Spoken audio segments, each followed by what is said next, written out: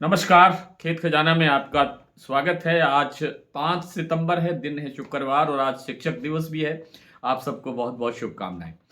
आज सरसों का बाज़ार हल्का-सा दबाव में खुला और दबाव में खुलने के बाद फिर स्टेबिलिटी सी आ गई है। अब बाज़ार के अंदर कोई परिवर्तन देखने को नहीं मिला है। जो स्थितियाँ सुबह बाज़ार खुलने के समय थी, वही स्थितियाँ अब है। आगे क्या हो सकता है, इस पर विस्तार से बात करें उससे पहले आपसे वही विनम्र निवेदन, यदि आप इस चैनल पर पहली बार हैं तो इसे सब्सक्राइब कर लीजिए। सब्सक्राइब करने के साथ-साथ बेल आइकन को ज़रूर प्रेस कीजिए ताकि वीडियो अपलोड होते ही सबसे पहले आप तक पहुँचे। आप इसे लाइक और शेयर कर रहे हैं, इसके लिए आपका बहुत-बहुत आभार। आज सरसों का बाज़ार कुछ दबाव में खुला और जो रिकवरी की तरफ जब बाज़ार बढ़ रहा था, जो पिछले दिनों जो गिरावट आई थी 6,782 रुपए तक भरतपुर का भाव नीचे पहुँच गया था। जयपुर का भाव भी काफ़ी नीचे पहुँच गया था। 7200 के आसपास नीचे चला गया, जो अब कभी 7500 भी था पिछले हफ्ते। तो इस अवधि की जो रिकवरी आ रही थी, उस रिकवरी के अंदर फिर एक ब्रेक लगा और ब्रेक के बाद फिर बाज़ार थोड़ा-सा एक ठहराव की स्थिति में आता हुआ दिखाई दे रहा है। फिलहाल जो बाज़ार है वो ₹7375 जयपुर का भाव है, ₹6,926 का भाव है भरतपुर मंडी का और सलोनी प्लांट में ₹25 गिरावट के बाद ₹8,025 का लेवल बना हुआ है सभी सेंटर्स पर।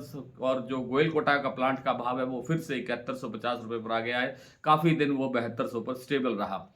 कुछ अन्य प्लांटों के अंदर भी ₹25 से ₹50 की गिरावट और ₹50 तक की गिरावट कई मंडियों में देखने को मिली है। लेकिन चरखी दादरी और दिल्ली लाइन पर जैसा मैंने आपको दोपहर में बताया था कि यहाँ पर बाज़ार ₹50 प्लस हुआ है, ₹50 बढ़ा है। तो ये स्थितियाँ इसलिए भी बन रही है क्योंकि सरसों के तेल की जो डिमांड है वो बहुत कमज़ोर है, बहुत कमज़ोर है और कमज़ोर डिमांड के कारण जो तेल कंपनियाँ हैं, जो तेल निर्माण करने वाली, उत्पादन करने वाली कंपनियाँ हैं, उनकी जो सरसों की खरीद है वो थम गई है। आगे जस मैंने आपको काफ़ी दिन पहले भी एक बात कही थी कि सितंबर के महीने में एक 15 दिनों का एक पितृ पक्ष आता है, उस दौरान भी बाज़ार थोड़ा कमज़ोर रहता है।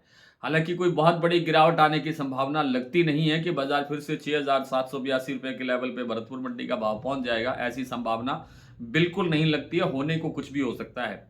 मैं बार-बार ये भी निवेदन करता रहा हूँ कि आप हर उछाले पर, हर तेज़ी के ऊपर थोड़ा-सा अपना माल स्टॉक जो है वो हल्का करिए, थोड़ा मुनाफ़ा लेते रहिए।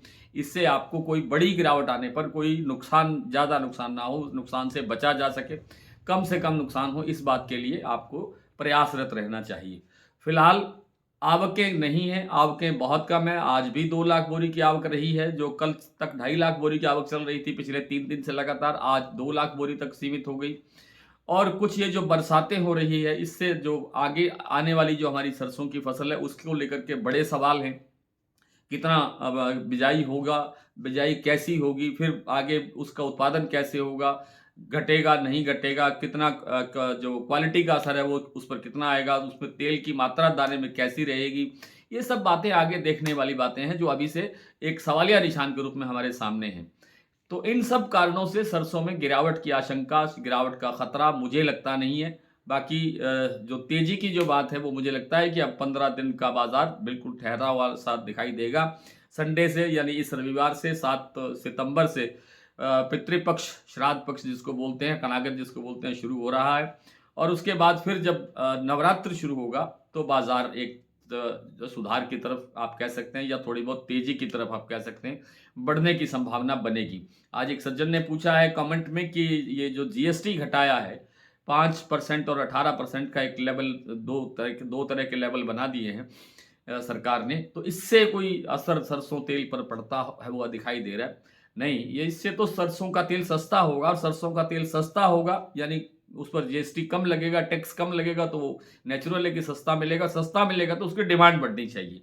डिमांड बढ़ने से फिर सरसों के भाव में भी सुधार आना चाहिए। लेकिन फिलहाल सरसों के तेल की अपनी डिमांड नहीं है। बाहरी जो विदेशी हमारे पास तेल है, उनकी पर्याप्त मात्रा में हमारे पास स्टॉक है और उनके भाव में भी कोई बहुत बड़ी वो चेंज नहीं आ रही है, तेज़ी नहीं आ रही है। लेकिन सस्ता भी नहीं है और कोई जो अंतर है सरसों और तेल में और सोया तेल में जो अंतर है, वो ₹30 किलो से अधिक का अंतर होने के कारण भी जो डिमांड है वो उन्हीं तेलों की तरफ खिसकती है जो तेल सस्ते होते हैं। सरसों तेल में डिमांड बनेगी, ज़रूर बनेगी और तेल में भी अच्छा सुधार देखने को मिलेगा, लेकिन उसमें समय लगेगा। आइए आज के कुछ मंडियों के भाव देख लेते हैं। मैंने अभी आपको जैसे प्लांटों के बताया कि 8,025 रुपये सलोनी के सभी सेंटर्स पर भाव बना हुआ है। 25 रुपये की गिरावट यहाँ दर्ज हो चुकी है। अडानी के जो प्लांट है बूंदी और अलवर, उनमें आज कोई गिरावट नहीं हुई। 7350 रुपये बूंदी और अलवर प्लांट 7300 रुपये पर स्टेबल है।